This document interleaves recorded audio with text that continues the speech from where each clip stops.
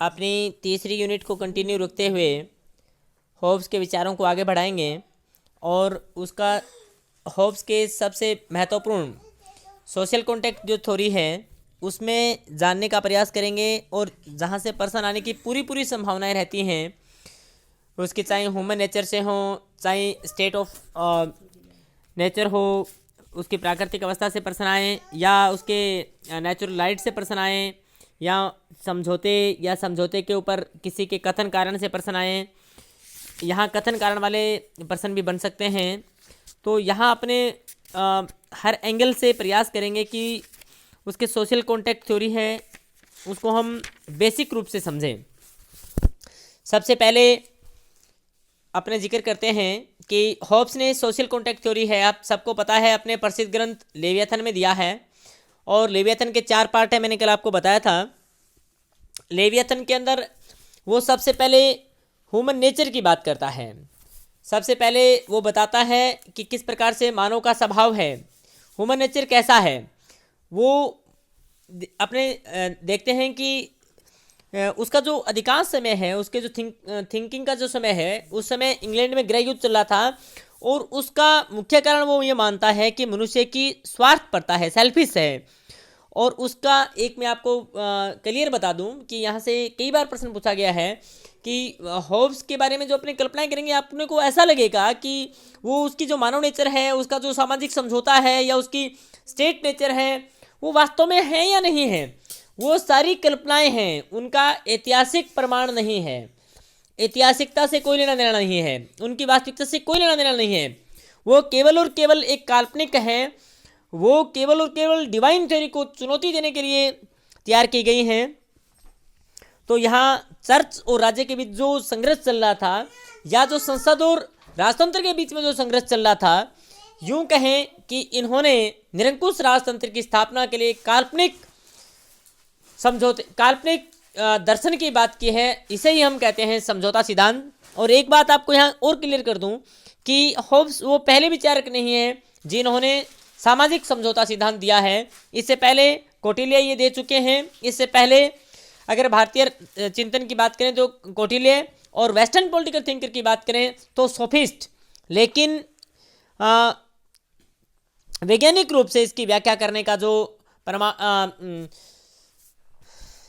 प्रमाण है या वैज्ञानिकता के आधार पर हम जिनको इसका श्रेय देते हैं वो होब्स हैं। होब्स, लॉक और रूसो ये सोशल कॉन्टेक्ट थ्योरी से जुड़े हुए हैं और इसी से कहीं ना कहीं जो विचार हैं वो जॉन रोल भी लेते हैं और रॉबर्ट नोजिक, जॉन रोल, इन दोनों के अंदर भी कहीं ना कहीं सामाजिक समझौता सिद्धांत की बात होती है। तो कुल मिलाकर सोफिस्ट, कौटिल्य, कहीं कहीं आपको मनु भी मिलेगा। अभी जो छत्तीसगढ़ का असिस्टेंट प्रोफेसर का एग्जाम हुआ है उसमें ये प्रश्न आया कि कौटिल्य की जो मनुस्मृति है उसमें राज्य का कौन सा सिद्धांत है, तो वहाँ डिवाइन थ्योरी से ही माना गया है। और कुछ जगह हम सोशल कॉन्टेक्ट थ्योरी की भी बात करते हैं लेकिन उसमें डिवाइन थ्योरी ज़्यादा सही है। तो कौटिल्य, मनु और हमारे जो बुद्ध धर्म जो अपने ये अगुनासुत है उसमें भी सोशल कॉन्टेक्ट थ्योरी का जिक्र हुआ है। तो आपको मैं बता दूं कौटिल्य, मनु में डिवाइन ज़्यादा है लेकिन सोशल कॉन्टेक्ट भी है। और दिग्निकाय बौद्ध अगनासुत का जो वो, और वहाँ सोफिस्ट, उसके बाद होब्स, उसके बाद जॉन लॉक, उसके बाद जीन जैक्स रूसो और जॉन रोल और रॉबर्ट नोजिक, ये 9 विचारक हैं जिन्होंने कहीं ना कहीं सामाजिक समझौते सिद्धांत की बात की है।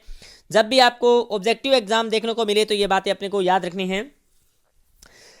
ह्यूमन नेचर में मैंने बहुत संक्षेप में और एक एक जो पॉइंट ऑफ व्यू, एग्जाम के पॉइंट ऑफ व्यू से मैंने ढालने का प्रयास किया है। ह्यूमन नेचर का वो मनुष्य की केवल और केवल नेगेटिव छवि का जिक्र करता है, पॉजिटिव छवि को जिक्र नहीं करता है। वो मनुष्य को मशीन मानता है, यंत्र मानता है। और मैं आपको बता दूं वो वैज्ञानिक भौतिकवाद के आधार पर केवल और केवल यंत्रों के समान मनुष्य की कल्पना करता है। और वो कहता है कि जिस प्रकार से पदार्थ से संसार का निर्माण हुआ है उसी प्रकार मनुष्य का निर्माण भी मैटर से ही हुआ है। तो एक जगह वो जिक्र करता है कि हृदय है उसमें एक भूरे रंग का पदार्थ होता है और उस पदार्थ का नाम होता है विटल ऑर्गन।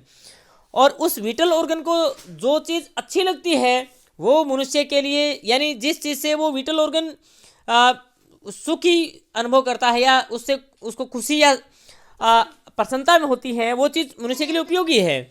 और जिस चीज़ से विटल ऑर्गन को अनिच्छा होता है या दुख होता है, घृणा होती है, वो चीज़ उसके लिए बुरी है। और इसीलिए सेबाइन ये कहते हैं कि होब्स उपयोगितावाद के जनक हैं। सेबाइन कहते हैं कि होब्स उपयोगितावाद और व्यक्तिवाद के जनक हैं, जबकि ये सेबाइन के कथन है। पूर्ण रूप से हम मानते हैं कि जो उपयोगितावाद के जनक है उनको बेंथम को माना गया है, और व्यक्तिवाद का जनक है वो यानी उदारवाद या व्यक्तिवाद है, उसके जनक हम जॉन लोक को मानेंगे।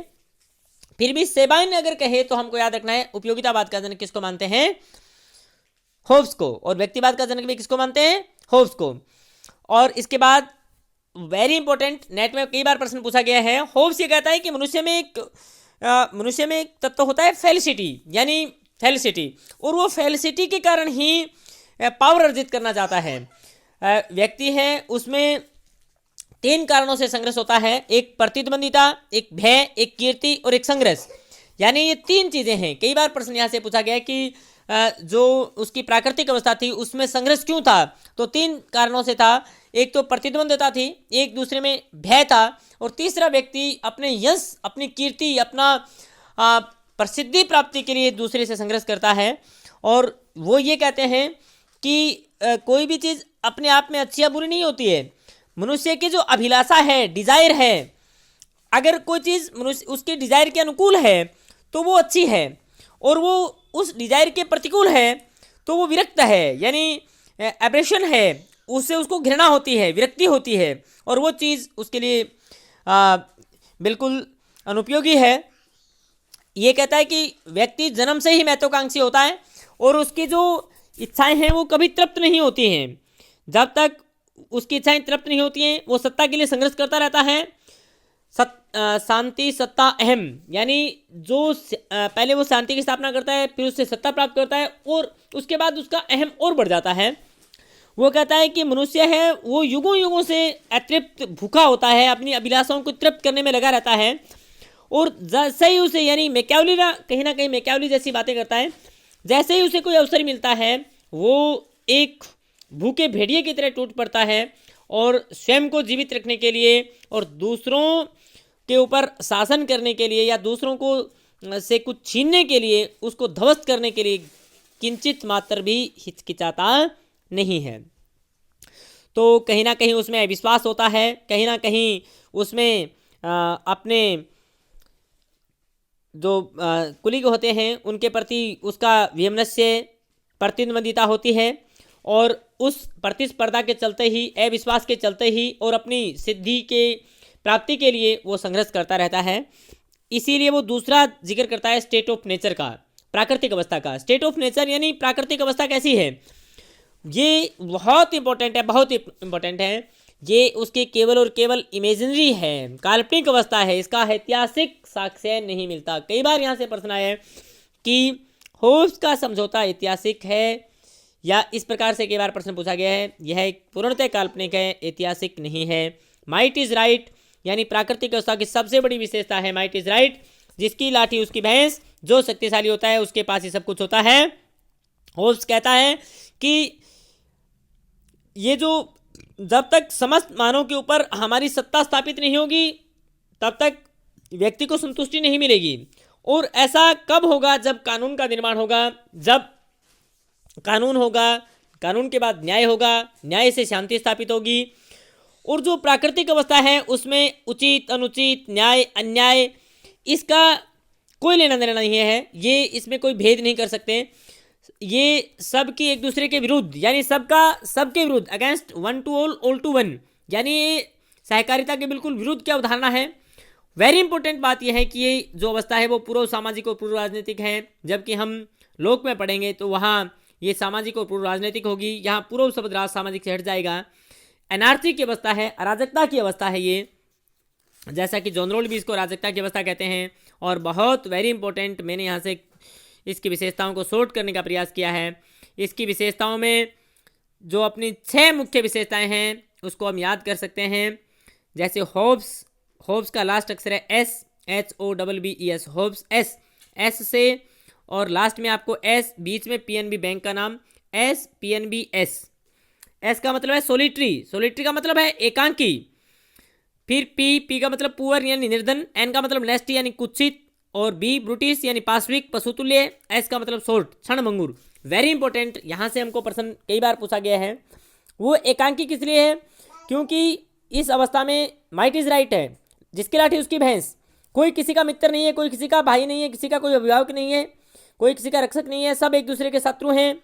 इसलिए वो सोलिटरी है, व्यक्ति एकांत में रहना चाहता है, उसे डर लगता है कि कोई किसी मार नहीं दे। और जब व्यक्ति एकांत में रहेगा तो उसका वाणिज्य, व्यवसाय, कला, उद्योग धंधा नहीं होगा, और उद्योग धंधा, कृषि ये नहीं होंगे तो हम निर्धनता की अवस्था में चले जाएंगे। इसलिए वो पुअर है, निर्धन है। नेस्टिक कुत्सित, क्योंकि जब व्यक्ति माइट इज राइट में रहेगा, यानी जिसकी लाठी उसकी भैंस, वो अपने आप की रक्षा के लिए दूसरों को मारेगा, युद्ध करेगा, मारकाट करेगा, हिंसा करेगा, तो ऐसी जो अवस्था होगी वो कैसी होगी? कुत्सित होगी। और ऐसी अवस्था जिसमें कोई किसी को मार सकता है तो वो पशुतुल्य व्यवहार होगा, यानी वो ब्रिटिश होगी। और जब कोई किसी को कभी भी मार सकता है तो कोई किसी से अपने जीवन की रक्षा कर, यानी किसी का जीवन है वो रक्षित नहीं है, कोई किसी को किसी भी क्षण मार सकता है, कोई शक्तिशाली व्यक्ति दूसरे के जीवन का अंत कर सकता है। इसलिए उसकी जो ये अवस्था होगी वो शॉर्ट होगी, यानी क्षणभंगुर होगी, उस किसी का भी जीवन कभी भी जा सकता है। यानी हम यूँ कह सकते हैं कि कच्चे धागे से बंधी तलवार है ना, वो हर पल हर व्यक्ति के सिर पर मंडराती रहती है, नाचती रहती है। हम यूँ कह सकते हैं कि इसमें सबके विरुद्ध संघर्ष की स्थिति होगी। इसकी मुख्य रूप से 3 बातें हैं। इसमें ना नैतिकता होगी, इसमें ना न्याय होगा, और इसमें वेरी इंपॉर्टेंट, इसमें प्राइवेट प्रॉपर्टी का भी अभाव होगा। जोन लोग ये कहते हैं कि प्राइवेट प्रॉपर्टी होती है। तो उसके बाद ये कहते हैं कि उसमें नेचुरल राइट तो होते हैं इसमें लेकिन एक ही नेचुरल राइट इंपॉर्टेंट है, वो है स्वतंत्रता। और यानी प्राकृतिक अधिकार ये कहता है कि प्रत्येक व्यक्ति को अपनी आत्मरक्षा करने का अधिकार होता है, और वो अपने आत्मरक्षा की अधिकार के लिए किसी का कुछ भी बिगाड़ सकता है। यानी उसको इतनी स्वतंत्रता है, स्वच्छंदता है।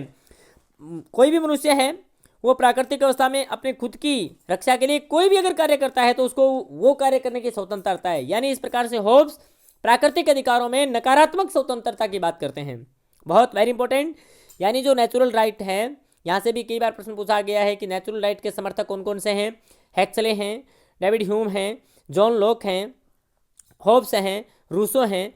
ये प्राकृतिक अधिकारों के व्याख्याकार हैं, ठीक है। और प्राकृतिक अधिकारों के सबसे बड़े आलोचक हैं बेंथम। तो प्राकृतिक अधिकार का मतलब होता है, टी हेक्सले हैं, वो इसे टाइगर राइट भी बोलते हैं, जो होब्स का प्राकृतिक अधिकार है। और वो एक ही प्राकृतिक अधिकार है, वो है आत्मरक्षा का अधिकार। और आत्मरक्षा के लिए ही होब्स है वो निरंकुश राजतंत्र की स्थापना करता है। और आत्मरक्षा के अधिकार की रक्षा के लिए वो निरंकुश राजतंत्र की स्थापना करता है। तो इसीलिए सेबाइन ये कहते हैं कि ये व्यक्तिवाद के जनक हैं, क्योंकि आत्मरक्षा के लिए ही राज्य की कल्पना हुई है, निरंकुश राजतंत्र की स्थापना हुई है। वो निरंकुश राजतंत्र की स्थापना करने के लिए कई बार होब्स को सर्वसत्तावादी शासन का संस्थापक भी कहा जाता है, लेकिन उसकी सर्वसत्तावादी शासन में ही व्यक्तिवाद के बीज निहित हैं। ये बात आपको याद रखनी है। प्राकृतिक अधिकार का मतलब है कि जो नेचुरल स्टेट है, प्राकृतिक अवस्था है, उसमें मनुष्य को अपनी आत्मरक्षा के लिए कोई भी कार्य करने की जो स्वतंत्रता है, दैट इज नेचुरल राइट, वो है प्राकृतिक अधिकार। और उस प्राकृतिक अधिकार से थोड़ा सा भिन्न अगर आपने बात करें नेचुरल रूल की, प्राकृतिक कानून की, तो नेचुरल लॉ की, तो उसका मतलब ये है कि जो भी व्यक्ति हैं वो ऐसा काम अपनी आत्मरक्षा के लिए यानी कोई कार्य करता है तो है प्राकृतिक अधिकार। और अगर ऐसा उपाय करता है कि जिससे उसे ऐसे कार्य करने से रोका जा सके, यानी अपने प्राणों की सुरक्षा के लिए जो घातक ना हो, तो इस प्रकार से वो दायित्व निभाए, तो वो है उसका नेचुरल लॉ। यानी ऐसा लॉ या ऐसी विधि जिसके द्वारा किसी भी व्यक्ति को ऐसा काम करने से रोका जा सके जो किसी के प्राणों के लिए घातक हो, तो वो है नेचुरल लॉ। ये 19 नेचुरल लॉ बताता है, उसमें से 3 बहुत महत्वपूर्ण हैं। पहला, व्यक्ति ये कहता है कि शांति की स्थापना हो, यानी किसी से हर व्यक्ति चाहता है कि शांति हो, यानी माइट इज राइट खत्म हो, प्राकृतिक अवस्था का अनंत हो, सब व्यक्ति ये चाहते हैं। तो सबसे पहला वो नियम ये बनाते हैं, कई बार यहाँ से प्रश्न पूछा गया है कि प्राकृतिक अधिकार पहले हैं या कानून पहले हैं, तो मैं आपको बता दूं प्राकृतिक अधिकार पहले आएंगे और कानून बाद में। प्राकृतिक अधिकार की रक्षा के लिए ही प्राकृतिक कानूनों का उद्भव हुआ है। प्राकृतिक कानून में पहला कानून है शांति की स्थापना, यानी प्रत्येक व्यक्ति का चाहता है कि ये अनारसी, ये अराजकता, ये पशुतुल्य, ये पाशविक, क्षण भंगुर, ये जो कुत्सित अवस्था है इसका अनंत हो, शांति की स्थापना हो। दूसरा अधिकारों का प्रत्याग, प्रत्येक व्यक्ति चाहता है कि उसके पास अधिकार थे, कौन से, माइट इज राइट, यानी अपने आत्मरक्षा के लिए किसी भी प्रकार का कार्य करने की स्वतंत्रता, यानी जो नकारात्मक स्वतंत्रता थी उसका परित्याग हो। और वो चाहता है, वो इसीलिए होब्स कहता है कि मैं अपने प्राकृतिक अधिकारों का परित्याग करने के लिए तैयार हूं, शर्त यह है कि आप भी अपने प्राकृतिक अधिकारों का त्याग करें। और वो सारे अधिकार किसको सौंप दें, लेवियाथन को। यहीं कहीं ना कहीं आप डिटेल से देखेंगे, गहराई से देखेंगे, सोचेंगे तो प्राकृतिक अधिकारों के परित्याग में ही उसके सामाजिक समझौते की नींव निहित है। तीसरा है वचनबद्धता। इसका मतलब ये नहीं कि एक बार आपने वचन दे दिया, आपने अधिकारों को परित्याग कर दिया, लेवियथन को सौंप दिया, उसके बाद वो अधिकार आप वापस नहीं ले सकते, यानी वो आपकी वचनबद्धता है, आप वचन का पालन करेंगे, ये इसका तीसरा नियम है। यानी जिस प्रकार से हम शादी में 3 वचन लेते हैं उसी प्रकार से ये वचन है, वो वचन का पालन हमें करना पड़ेगा। मनुष्य अपने प्राकृतिक अधिकारों का परित्याग करने के बाद कभी भी उनकी वापसी की मांग नहीं करेगा। इसका मतलब वो लेवियाथन का विरोध नहीं करेगा, इसका मतलब वो राज्य का विरोध नहीं करेगा। यानी शांति की स्थापना, इसका मतलब नेचुरल स्टेट को छोड़ना, अधिकारों का परित्याग, इसका मतलब सामाजिक समझौते की स्थापना करना, और वचनबद्धता इसका मतलब होता है संप्रभुता की स्थापना करना। यानी संप्रभुता एक बार किसी व्यक्ति में नीत हो गई तो हो गई, उसके बाद हम उसका वापसी के लिए कभी दावा नहीं करेंगे। थैंक्स।